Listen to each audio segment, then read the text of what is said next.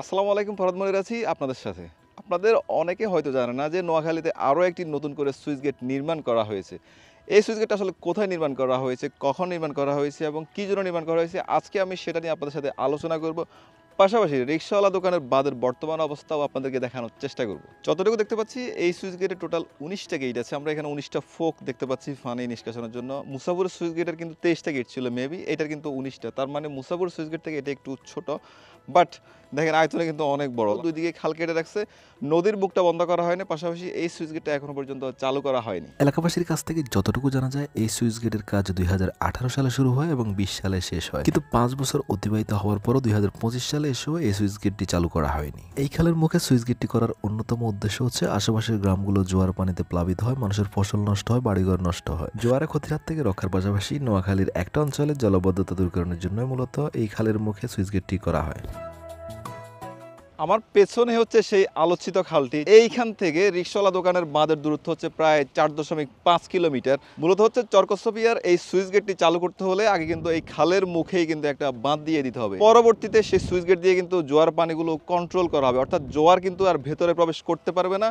পাশাপাশি হচ্ছে অন্যান্য পানিগুলো এই সুইচ গেট দিয়ে কিন্তু নেমে যাবে। বিশেষ করে সুইচ গেটটা চালু করার পর যখন রিক্সাওয়ালা বাঁধটা কেটে দেওয়া হবে তখন কিন্তু নোয়াখালীর বিশাল অঞ্চলের পানি কিন্তু এই সুইচ গেট হয়ে কিন্তু বঙ্গোপসাগরে চলে যাবে। সুইচ গেটটা চালু করার আগে যদি রিক্সাওয়ালা দোকানের বাঁধটা কেটে দেওয়া হয় তাহলে লাভ কোথায়, ক্ষতি কোথায়? লাভ হচ্ছে নোয়াখালীর এক অংশের পানি নেমে যাবে, জলাবদ্ধতা দূর হবে। তবে ভাই ক্ষতিও কিন্তু অনেক বেশি। তখন কিন্তু মানুষের বাড়িঘরে পানি প্রবেশ করবে, ফসল নষ্ট হবে। পাশাপাশি হচ্ছে এই খালের দুই পাশে কিন্তু আবার নতুন করে ভাঙন সৃষ্টি হবে, মানুষ বাড়িঘর হারাবে। বর্তমান সব সমস্যার সমাধান হচ্ছে কিন্তু একটাই, সেটা হচ্ছে এই সুইচ গেটটা অতি দ্রুত চালু করা। যেটা নিয়ে কিন্তু আপনাদের কারো মাথা ব্যথা নেই, আপনারা কেউ কিন্তু এটা নিয়ে কথাই বলতেছেন না। সবাই শুধু পড়ে আছেন যে সেই বাঁধটা কাটার জন্য। হ্যাঁ, বাঁধটা অবশ্যই কাটতে হবে, তবে এই সুইচ গেটটা চালু করতে হবে ভাই। এই সুইচ গেটটা চালু করে যদি আপনি বাঁধ কেটে দেন তাহলে কিন্তু কারো ক্ষতি হবে না। পাশাপাশি হচ্ছে খালের দুই পাশে একটু শক্ত করে বাঁধ দিয়ে দিতে হবে, তাহলে সবারই কিন্তু উপকার হবে।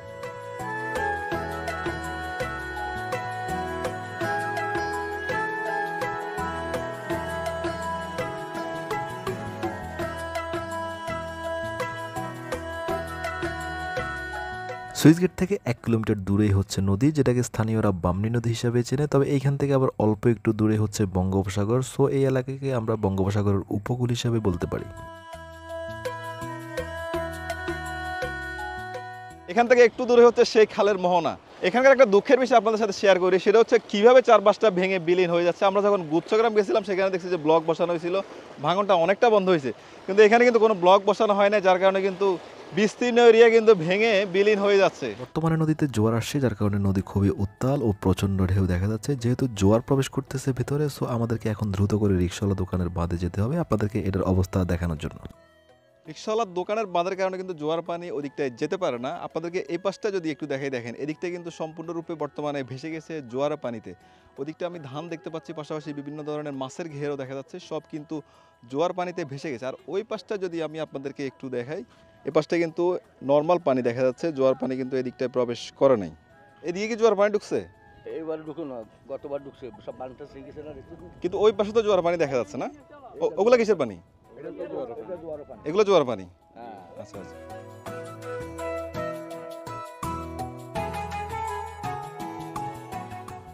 আমি এই মুহূর্তে আছি রিক্সাওয়ালা দোকানের বাঁধের ঠিক উপরেই। আপনাদের অনেকেই জানতে চাইছেন রিক্সাওয়ালা বাঁধের বর্তমান অবস্থা, পানি কি আদৌ যাচ্ছে কি না সেটার অবস্থা।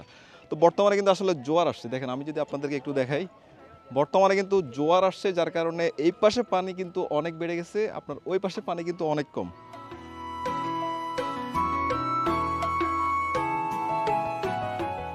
গতবার আমরা দেখছিলাম যে এইখানে চিকন 4টা পাইপ বসানো হয়েছিল, বর্তমানে এই দিকটায় 5টা বসানো হয়েছে, ওই দিকটায় কিন্তু আরও মোটা মোটা করে অনেকগুলো পাইপ বসানো হয়েছে। দেখেন প্রায় 45টার মতো পাইপ এদিকটায় বসানো হয়েছে। টোটাল আমরা হিসাব করছি যে 50টা পাইপ বসানো হয়েছে এই ধরনের, আর হচ্ছে চিকন 2টা পাইপ। আমি ব্রিজের উপর থেকে আপনাদেরকে দুই পাশের চিত্রটা একটু দেখানোর চেষ্টা করব। সামনেই হচ্ছে বাঁধটি আর পাইপগুলো দেখা যাচ্ছে। জোয়ার নামার জন্য আমরা প্রায় 1 ঘন্টার মতো অপেক্ষা করছি। 1 ঘন্টা পরের অবস্থাটা হচ্ছে এরকম। দেখেন বেশিরভাগ পাইপই কিন্তু বন্ধ হয়ে পড়ে আছে, মাত্র 5 থেকে 6টা পাইপ দিয়ে পানি নামতেছে। এতগুলো পাইপের মধ্যে প্রায় 52টা পাইপ, তার মধ্যে 5 থেকে 6টা পাইপ চালু আছে। আমরা ওনার সাথে কথা বলছি, ওনারা বলতেছে সামনে নাকি ভেঙে যাচ্ছে, সামনে ভেঙে নাকি মাটি চলে যাচ্ছে, যার কারণে ওনারা সবগুলো বন্ধ রাখছে, বাকিগুলো চালু করে নেই। আগে বস্তা দিয়ে দুই পাশে নাকি লাইন করবে, তারপর নাকি বাকিগুলো চালু করবে। যাই হোক, আমি আগেও বলছি এখনও বলছি, আসলে এগুলো কোনো সমাধানই না, এগুলো দিয়ে কিচ্ছুই হবে না। শুধুমাত্র একমাত্র সমাধান হচ্ছে সরকচ্ছবি আর সুইচ গেটটি দ্রুত করে চালু করা।